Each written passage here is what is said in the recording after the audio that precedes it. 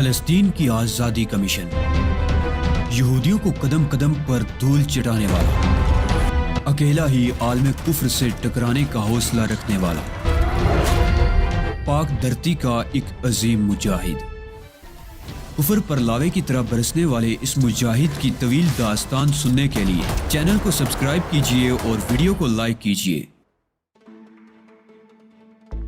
تھوڑی دیر کے بعد میں نے گرینی کو بھی رخصت کر دیا اور جب وہ چلی گئی تو آنکھیں بند کر کے اس پروگرام پر غور کرنے لگا جو میرے سپرد کیا گیا تھا۔ ایک اور اہم ذمہ داری میرے شانوں پر آ پڑی تھی، لیکن اس کی انجام دہی کے بارے میں میرے ذہن پر اب کوئی بوجھ نہیں تھا۔ مسٹر آئنشلائر نے مجھ سے آخری ملاقات تیسرے دن صبح 10 بجے کی اور ضروری امور طے کرنے کے بعد چلے گئے۔ انہوں نے مجھے اطلاع دی تھی کہ تہذیب مالکم ایکس کے سلسلے میں انہوں نے کام شروع کر دیا ہے۔ میں نے اب یہ ان کی مرضی پر چھوڑ دیا تھا کہ وہ اس معاملے کو کس طرح نمٹاتے ہیں۔ سن مین بھی مصروف عمل ہو گیا تھا، چنانچہ وہی شخص جو ان کے ہاں میک اپ کا ماہر تھا میرے پاس پہنچ گیا اور اس دن اس نے کئی گھنٹے صرف کر کے میرے چہرے پر بہترین میک اپ کیا، اور جب میں نے اپنی شکل آئینے میں دیکھی تو یہ اعتراف کیے بغیر نہ رہ سکا کہ یہ شخص میک اپ کا ماہر ہے۔ اس نے مجھے بتایا کہ معمولی قسم کا ایمونیا یا دوسری کسی چیز سے یہ میک اپ آسانی سے نہیں اتر سکتا، چنانچہ اس طرف سے مجھے مطمئن رہنا چاہیے۔ اس کے بعد میں نے اپنی چال میں وہ ہلکی سی لنگڑاہٹ پیدا کر کے انہیں دکھائی جو اس کے کردار کے لیے ضروری تھی، اور سن مین نے اطمینان کا اظہار کر دیا۔ اس نے بتایا کہ میری روانگی کی تمام تیاریاں مکمل ہیں، چنانچہ شام کو ٹھیک 3:30 بجے میں میجر الفانو کی کار میں بیٹھ کر اس سمت چل پڑا جہاں الفانو کا پولٹری فارم موجود تھا اور جہاں میری ملاقات میرینا میسن سے ہو سکتی تھی۔ گرینی ہاورڈ نے میرینا میسن کی فطرت کے بارے میں جو کچھ بتایا تھا وہ واقعی دلچسپ تھا۔ ان لوگوں کی فراہم کردہ معلومات کے مطابق میرینا میسن دراصل ایک اسرائیلی ایجنٹ کی حیثیت رکھتی تھی اور ایک مخصوص سلسلے میں کام کر رہی تھی، حالانکہ وہ یہودن نہیں تھی بلکہ کسی اور نسل سے اس کا تعلق تھا۔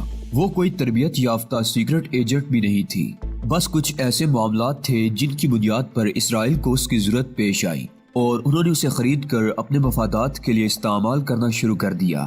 وہ ملک جس کے حکمران سے مسٹر آئنشلائر کے دوستانہ تعلقات تھے اسرائیل کا قریبی پڑوسی تھا۔ اسرائیل اس کے خلاف بھی ہر طرح کی کارروائیاں کرتا رہتا تھا اور کئی بار وہ اسرائیلی دہشت گردی کا شکار ہو چکا تھا۔ اپنے طور پر اس ملک نے کچھ خاص طیارے حاصل کیے تھے جو ایک غیر جانبدار ملک سے خریدے گئے تھے، لیکن اسرائیلیوں کو اس کی بنک مل گئی اور انہوں نے فوراً ہی اس سلسلے میں سازش شروع کر دی۔ طیاروں کی ترسیل ہو چکی تھی، لہٰذا اس سلسلے میں تو وہ کچھ نہ کر سکے، البتہ اسی غیر جانبدار ملک کو ایک بڑی سازش کے ذریعے اس بات پر آمادہ کر لیا کہ وہ ان طیاروں کے مقابلے میں دوسرے طیارے اسرائیل کے حوالے کر دے۔ سودا انتہائی خفیہ ہوا تھا اور اس کے لیے اسرائیلیوں نے اپنے مخصوص طریقہ کار سے کام لیا تھا۔ اب تازہ ترین اطلاع یہ تھی کہ طیاروں کی ڈلیوری انتہائی خفیہ طریقے سے دی جا رہی تھی۔ ان کے تمام پارٹس تیار ہو چکے تھے اور اسرائیل روانہ کیے جانے والے تھے، جہاں پہنچ کر انہیں اسمبل کیا جائے گا اور اسرائیلی فیکٹریوں کے نشانات لگا کر انہیں منظر عام پر لایا جائے گا۔ اس طرح اسرائیل اپنی ایک اور برتری کا اظہار کرے گا اور کہے گا کہ طیارے اس نے اپنے ہاں تیار کیے ہیں۔ اس سودے کے سلسلے میں تمام ضروری امور ایک خاص شخص کولن برٹ کی نگرانی میں طے ہو رہے تھے اور وہی اس معاملے میں آخری کردار ادا کرنے والا تھا۔ کولن برٹ کی زیر نگرانی معاہدے کے بعد ہی طیاروں کی ترسیل ہونے والی تھی۔ عرب ممالک اتنے وسائل نہیں رکھتے تھے کہ ان سمندری جہازوں کو جو طیاروں کے پارٹس لے کر اسرائیل روانہ ہونے والے تھے راستے ہی میں تباہ کر سکتے، لیکن ان کی خواہش تھی کہ کولن برٹ کو راستے سے ہٹا دیا جائے تاکہ طیاروں کی ترسیل کچھ عرصے کے لیے رک جائے اور اس دوران وہ ملک اپنے طور پر اس خفیہ سودے کی بات منظر عام پر لے آئے۔ لیکن یہ اسی شکل میں ممکن ہو سکتا تھا جب کولن برٹ کو راستے سے ہٹا دیا جائے۔ آئنشلائر نے میرے سپرد صرف یہی ایک ذمہ داری نہیں کی تھی کہ میں کولن برٹ کا سراغ لگا کر اسے موت کے گھاٹ اتار دوں، بلکہ اس کے ساتھ ساتھ کچھ اور بھی ذمہ داریاں اس نے میرے شانوں پر ڈالی تھی جن کے لیے مجھے خاصی جد و جہد کرنا تھی۔ الفانو کی کار بالآخر اس قصبے میں داخل ہو گئی جو یہاں سے تقریباً 70 میل دور تھا۔ 70 میل کا یہ سفر میں نے نہایت اعتماد سے طے کیا تھا اور اپنے کردار پر نہایت غور و خوض کرتا رہا تھا۔ چنانچہ جب میں اپنے چھوٹے سے خوبصورت مکان کے احاطے میں داخل ہوا تو میری پہلی ملاقات ایک پستہ قامت مشرقی باشندے گوند سے ہوئی جسے میجر الفانو تبت سے لایا تھا۔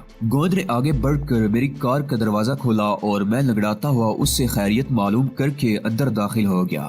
मुझे अल्फानो के बारे में मुकम्मल तफसीलात बता दी गई थी। अहाते की बाईं सब्त से मैंने उस छोटी सी हसीन इमारत को देख लिया था जो एक बुलंद टीले पर मखसूस अंदाज में बनाई गई थी। थोड़ी सी सीढ़ियां टीले में तराश कर उस इमारत तक आने जाने का रास्ता तरतीब दिया गया था। टीले के इर्द गिर्द एक गोल अहाता बना लिया गया था जहां पार्किंग वगैरह के लिए बंदोबस्त था, और यही इमारत मैरीना मैसन की थी जो इस कस्बे के बेशतर मकानात की मालिक थी और यहाँ की सबसे बड़ी औरत तस्लीम की जाती थी। मुझे इल्म था कि मैरीना मैसन मेजर अल्फानो को चाहती है और बारहा उसे शादी की पेशकश कर चुकी है। इन दोनों के ताल्लुकात की तमाम नोयत मेरे इल्म में आ चुकी थी और यही चीज मेरे लिए सबसे ज्यादा परेशान कुन थी। अपने इस नए मकान में आने के बाद जिस कदर जल्द मुमकिन हो सका मैंने यहाँ की एक एक शय की तलाशी ले डाली ताकि इस जगह की तमाम चीजों से मुकम्मल वाकफियत हो जाए। मुलाजमीन में एक बूढ़ी औरत और गोंद के अलावा यहाँ और कोई नहीं था। मेरे महदूद वसाइल इसकी इजाजत नहीं देते थे कि मैं ज्यादा मुलाजिम रख सकूं। पोल्ट्री फार्म को चलाने के लिए तमाम तर जिम्मेदारियां मेरी अपनी ही थी और मैं इस सिलसिले में खासी महारत रखता था। इस पोल्ट्री फार्म की आमदनी मेरी कफालत करती थी और मैं इस कस्बे में पुरसकून जिंदगी गुजार रहा था। कभी कभी चंद दिनों के लिए मैं दारुल हुकूमत पहुंच जाता था और वहां से वापस अपने कस्बे में। मुझे यहाँ आए हुए चंद घंटे से ज्यादा नहीं गुजरे थे कि गोंद ने आकर इत्तला दी कि मैरीना मैसन तशरीफ लाई है। मैरीना मैसन का इस्तकबाल मैंने अपने खूबसूरत ड्राइंग रूम में पुरजोश मुस्कुराहट के साथ किया। वो लंबे कदो कामत और खूबसूरत खदो खाल की मालिक 30-32 साल औरत थी जिसकी आंखों में झील की सी गहराई पाई जाती थी। इस बार तुम्हारे मामलात में कुछ फर्क आ गया, वो तीखे लहजे में बोली।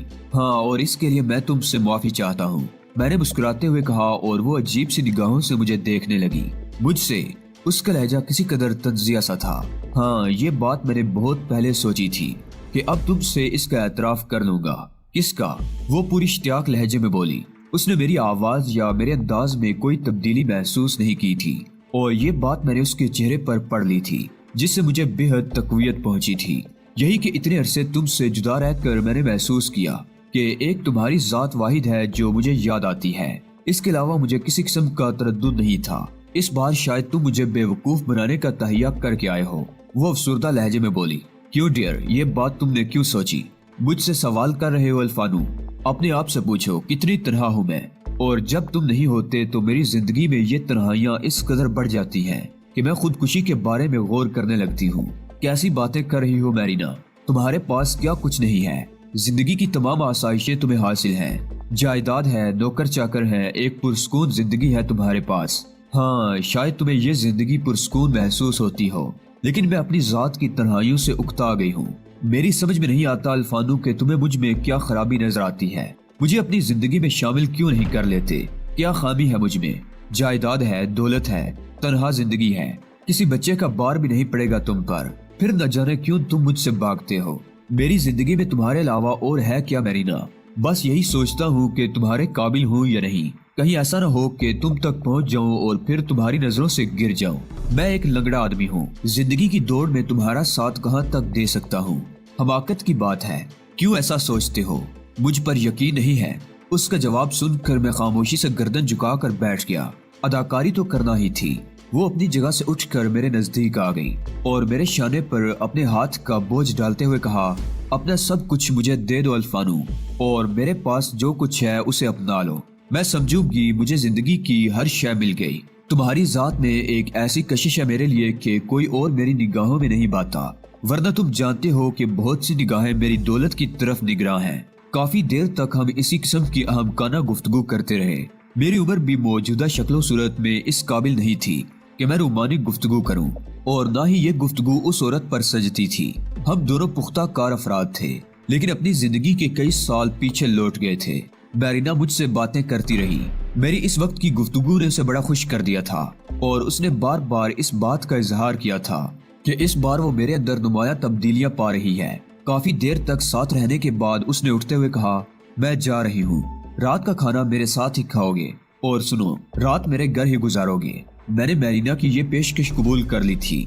वो चली गई तो मैं सर खुजाने लगा। रात उसके घर गुजारने का तस्वुर मेरे लिए बहुत परेशान कुन था, लेकिन ये रात मेरे लिए कामयाबी की रात भी हो सकती थी और मेरे लिए बेहतर यही था कि जल्द अज जल्द अपना काम अंजाम देकर अपनी जान इस मुसीबत से छुड़ा लूं और अपनी पहली ही कोशिश में कामयाबी की मंजिलों को छू लूं। इससे उम्दा मौका शायद फिर न मिले, वरना यह भी मुमकिन है कि गुजरने वाला वक्त मुझे मैरीना की निगाहों में मशकूक कर दे। मैरीना के घर जाने से पहले मैंने एक खूबसूरत लिबास ज़ेब तन किया और उसकी रिहाइशगाह की जानिब चल पड़ा। मैरीना ने अपनी हसीन रिहाइशगाह के छोटे से बरामदे में मेरा इस्तकबाल किया। अहाते में उसकी खूबसूरत कार खड़ी हुई थी और वो उस वक्त एक हसीन लिबास में मलबूस अपनी उम्र से 10 साल छोटी महसूस हो रही थी। मुझे उसने वालिहाना अंदाज में रिसीव किया और अंदरूनी हिस्से में ले गई। तुम्हारे पास से वापस आने के बाद मुझे यूं महसूस होता रहा है जैसे मैं कोई अनोखा ख्वाब देख रही हूँ। यकीन करो अल्फानो, अब से तकरीबन 13 साल पहले मैंने अपनी जिंदगी में जैगन को खुश आमदीद कहा था, लेकिन जैगन सिर्फ 3 माह तक मेरा साथ दे सका और इसके बाद मुझे कायनात की वसअतों में तन्हा छोड़ गया। मैंने उसके बाद से कभी किसी ऐसी शख्सियत का तस्वुर तक नहीं किया जो मेरी जिंदगी में जैगन की हैसियत से दाखिल हो, लेकिन जब मैंने तुम्हें देखा तो न जाने क्यों मुझे यूं महसूस हुआ जैसे तुम जैगन का दूसरा रूप हो, बल्कि सही मानों में जैगन सिर्फ तुम्हारा तस्वुर था और तुम हकीकत। फिर जब ये हकीकत खुद से इतनी दूर महसूस होती थी तो मुझे अजीब सी उदासियां घेर लेती थी। तुम्हारी इन अल्फाज ने गोया मेरी रगों में नई जिंदगी दौड़ा दी है। मैंने मुस्कुराते हुए आंखें बंद करके गर्दन हिला दी। आज मैंने अपने तमाम मुलाजमीन को छुट्टी दे दी है, सिर्फ इसलिए कि तुम्हारे शायाने शान इस्तकबाल कर सकूं। तन्हाई और मोहब्बत करने वाला साथी हो तो इंसान को जिंदगी में किसी और शय की तलब नहीं रहती। मैंने तायराना निगाहों से उसके कमरे का जायजा लिया जिसमें मैं उस वक्त मौजूद था। फिर मैंने पूछा, तो फिर मेरी खातिर मदारत की जिम्मेदारियां कौन संभालेगा? मैं खुद। मैं तो तुम्हारा सारी जिंदगी का बोझ बांट लेना चाहती हूँ। चंद लम्हात की बात क्या करते हो? उसने जवाब दिया और मैं गहरी सांस लेकर सोफे की पुश्त से टिक गया। अभी बहुत वक्त था, अभी उसके साथ कुछ लम्हात गुजारे जा सकते थे। हम रोमानी गुफ्तगू करते रहे। इस दौरान मैरीना कई बार बेखुद हुई और मुझे उसे संभालने में खासी मुश्किलात का सामना करना पड़ा, लेकिन मैंने महसूस कर लिया था कि ये रात मेरी रहनुमाई कर रही है और यकीनन मेरे लिए एक कारामद रात है। खाने से फारिग होने के बाद वो मुझे अपनी ख्वाबगाह में ले आई। बहुत ही उम्दा किस्म की सजी सजाई ख्वाबगाह थी जो उसकी ज़हनी फितरत की अक्कासी करती थी। मैंने उस ख्वाबगाह का भी अच्छी तरह जायजा लिया था। मेरे मकसद के लिए बेहतरीन जगह थी। रात के तकरीबन 11:30 बज चुके थे। मैरीना मैसन की आंखों से खुमार झलक रहा था और मैं उसकी कैफियत को अच्छी तरह महसूस कर रहा था। चुनाचे अब मुनासिब वक्त था कि मैं अपने काम का आगाज कर दूं। कस्बा सुकून की नींद सो गया था और मुझे अपने काम में अब कोई दिक्कत नहीं हो सकती थी। मैरीना मुझसे कुछ फासले पर मुसहरी पर पांव लटकाए, दोनों हाथ ठोड़ी पर टिकाए मुझे देख रही थी। अल्फानू, मेरे महबूब, मेरा सब कुछ अब तुम्हारी मलकियत है, लेकिन ना जाने क्यों मैं इस खौफ का शिकार हूँ कि कहीं तुम सिर्फ जज्बात में मुझसे वो अल्फाज ना कह गए हो। क्या तुम मुझे इसका अमली सबूत देना पसंद करोगे? मैंने मैरीना की बात सुनी और मेरे चेहरे पर गहरी संजीदगी फैल गई। मैरीना, मैंने जो कुछ तुमसे कहा है उसमें कतई जज्बातियत नहीं थी, लेकिन जिंदगी का साथी बनाने के लिए हर जी होश इंसान एक ऐसी शख्सियत का इंतखाब करना चाहता है जो अपना हर राज उसे सौंप दे। तुम शायद इस बात पर यकीन न करो कि मैंने बारहा तुम्हारे बारे में सोचा और इंतजार करता रहा कि तुम अपनी तमाम तरह हकीकतें मुझ पर खोल दो तो मैं तुमसे अपने दिल का राज कहूँ, लेकिन वो बंद खिड़कियां अभी तक नहीं खुली जिनके जरिए मैं तुम्हारा नजारा कर सकूं। मैं समझी नहीं तुम्हारी असल शख्सियत। जब मैंने तुम्हें अपनी जिंदगी में शामिल करने का फैसला किया था तो शायद तुम्हें ये बात सुनकर अच्छा ना लगे कि मैंने तुम्हारे बारे में काफी छानबीन भी की थी। मुझे माफ करना मैरीना, तुम्हारी जात से कुछ ऐसे वाकयात मुंसलिक थे कि मैं उलझ गया। मैं इंतजार कर रहा था कि तुम मुझे अपनी जिंदगी के हर राज में शरीक कर लो। शरीके जिंदगी के बारे में कुछ ऐसा ही तस्वुर था मेरे जहन में, लेकिन क्या? मैरीना की आंखों में परेशानी के तासुरात पैदा हो गए। वो पुरस्कार लोग कौन हैं जो रात की तारीकियों में तुमसे मिलते हैं और तुम उनके अहकामात पर अमल करती हो? तुमने मुझे इतना बेखबर इंसान क्यों समझा था? मैरीना का चेहरा तारीक हो गया। वो इस तरह मुझे घूरने लगी जैसे उसकी बीनाई मुतासिर हो गई हो। चल लम्हे वो इसी तरह मुझे देखती रही, फिर खोखले से लहजे में बोली, तुम्हें उन लोगों के बारे में क्या मालूम? मैंने मुस्कुराते हुए कहा, क्या मेरी बीवी बनकर तुम्हें मेरी जात के हर पहलू से दिलचस्पी ना होगी? उन लोगों के बारे में जानने की कोशिश ना करो अल्फानू, ये मेरे हक में बेहतर ना होगा। मैं फौजी आदमी हूँ मैरीना, तुम जानती हो। शोहर बनकर तुम्हारी हिफाजत मेरा फर्ज होगी। क्या तुम्हारे बारे में सब कुछ जान लेने का हक नहीं है मुझे? तुम्हें मेरे किरदार पर शुबा है? नहीं, लेकिन तुम्हारे बारे में सब कुछ जान लेने के बाद ही मैं तुम्हें अपनी जिंदगी में शामिल करना पसंद करूंगा। ठीक है अल्फानू, अगर ये बात है तो सुनो। میں موساد کی تنخواہ دار ہوں۔ اسرائیلی خفیہ ڈپارٹمنٹ کی طرف سے مجھے احکامات ملتے ہیں اور میں ان کے تحت عمل کرتی ہوں۔ میں اس کے لیے مجبور ہوں اور شاید تم سے شادی کرنے کے بعد بھی میں ان کے لیے کام کرنے پر مجبور رہوں گی۔ اچھا ہوا یہ بات تمہیں معلوم ہو گئی۔ تمہاری کوئی مجبوری ہے، یہی سمجھ لو۔ مجھے اس پر اعتراض نہیں ہوگا ڈارلنگ۔ تم اگر چاہو تو مجھ سے شادی کے بعد اپنا کام جاری رکھ سکتی ہو۔ میں تمہاری اس مجبوری کو بھی جاننے کی کوشش نہیں کروں گا، لیکن موساد کی ایجنٹ ہونے کی حیثیت سے تم میرا ایک کام کر سکتی ہو کیا؟ اس نے بے اختیار سوال کیا۔ میں ایک شخص کے بارے میں معلومات حاصل کرنا چاہتا ہوں، اس کا تعلق بھی اسرائیلی مفادات سے ہے۔ کون ہے وہ؟ کولن برٹ، میں نے اس کی آنکھوں میں دیکھتے ہوئے کہا، اور میرینا کے چہرے پر حیرت کے آثار پھیل گئے۔ میرے خدا، یہ بات تو شاید چند ہی لوگوں کو معلوم ہو کہ کولن برٹ اسرائیلی مفادات کا حامی ہے۔ لوگ اسے اسرائیل کا دشمن سمجھتے ہیں اور اس کے لیے اس نے بہت سے ایسے کام کیے ہیں جن کی وجہ سے وہ اسرائیل دشمن مشہور ہو گیا ہے۔ تمہیں یہ اہم بات کیسے معلوم ہوئی؟ میں جانتا ہوں، اور میں یہ بھی جانتا ہوں کہ کولن برٹ ان دنوں اسرائیل کے لیے ایک اہم کام انجام دے رہا ہے۔ یعنی؟ اس نے فوراً پوچھا۔ ان طیاروں کی ترسیل جو اسرائیل کے لیے بے حد کارآمد ہیں۔ خدا کے لیے آہستہ بولو، دیواروں کے بھی کان ہوتے ہیں۔ اگر یہ بات کسی اسرائیلی ایجنٹ کو معلوم ہو جائے کہ تم اس حد تک جانتے ہو تو وہ لوگ تمہیں زندہ نہیں چھوڑیں گے۔ کولن برٹ کے نئے پروگرام میں تم اس کی معاون ہو۔ مجھے بتاؤ کہ وہ کب اور کہاں اس کام کی تکمیل کے لیے ذمہ دار ارکان سے آخری ملاقات کر رہا ہے۔ وہ کون سی جگہ ہے اور کس دن کس وقت یہ کام انجام دے رہا ہے؟ نہیں، خدا کے لیے نہیں، مجھ سے یہ سب کچھ نہ پوچھو۔ مجھے بتاؤ یہ سب کچھ تم کیسے جانتے ہو؟ تم الفانو ہو بھی یا نہیں؟ کون ہو تم؟ نہیں، تم الفانو نہیں ہو۔ میں ابتدا سے تمہارے اندر کچھ تبدیلیاں محسوس کر رہی ہوں۔ مجھے یقین دلاؤ کہ تم الفانو ہو۔ اسرائیلی جاسوسہ بالآخر جذبات کے بھنور سے نکل آئی تھی، اور میں اس کے لیے مکمل طور پر تیار تھا۔ میں جانتا تھا کہ کسی 32 سالہ عورت کو کسی نوجوان لڑکی کی مانند جذباتی مار نہیں ماری جا سکتی، اور میرے استفسار پر اس کی وہ صلاحیتیں ضرور جاگ اٹھیں گی جن کی وجہ سے اسے اس کام کے لیے منتخب کیا گیا تھا۔ تاہم میں بھی کچھ اور اداکاری کرنا چاہتا تھا۔ میں نے گہری نگاہوں سے اسے دیکھا اور پھر مدھم لہجے میں بولا، تو یوں کہو کہ تمہیں اپنے روزگار سے دلچسپی ہے اور اس کے لیے تم اپنی محبت سے بھی دستبردار ہو سکتی ہو۔ ٹھیک ہے، اگر میں الفانو نہیں تو مجھے اجازت دو۔ میں خود بھی تمہارا وقت ضائع نہیں کرنا چاہتا، مگر مجھے یہ بتا دو، صرف یہ بتا دو کہ اس قدر معلومات تمہیں کہاں سے حاصل ہوئی، اور تم اس حسین رات میں یہ کیسی گفتگو شروع کر بیٹھے؟ تمہارا ان تمام معاملات سے کیا تعلق؟ میں نے کہا نا، تمہارے بارے میں سب کچھ جانے بغیر میں تمہیں اپنی زندگی میں کیسے داخل کر سکتا ہوں میرینا؟ بڑی اہم کانہ بات ہے کسی ایسی شخصیت سے شادی کرنا جس کی زندگی کا ایک اہم رخ ہونے والے شوہر سے پوشیدہ ہو۔ میرینا سخت کشمکش کا شکار نظر آ رہی تھی۔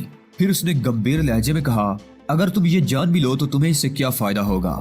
میں اعتراف تو کر چکی ہوں۔ میں نے تمہیں بتا دیا ہے کہ میں اسرائیلی مفادات کے لیے کچھ کام کرتی ہوں، لیکن مجھے آزادی ہے اور میں اپنی مرضی سے زندگی گزار سکتی ہوں۔ یہ سب کچھ جو یہاں مجھے حاصل ہے اسرائیلی مفادات کے لیے کام کرتے ہوئے نہیں حاصل ہوا ہے، بلکہ میں خود بھی ایک صاحب حیثیت شخصیت ہوں۔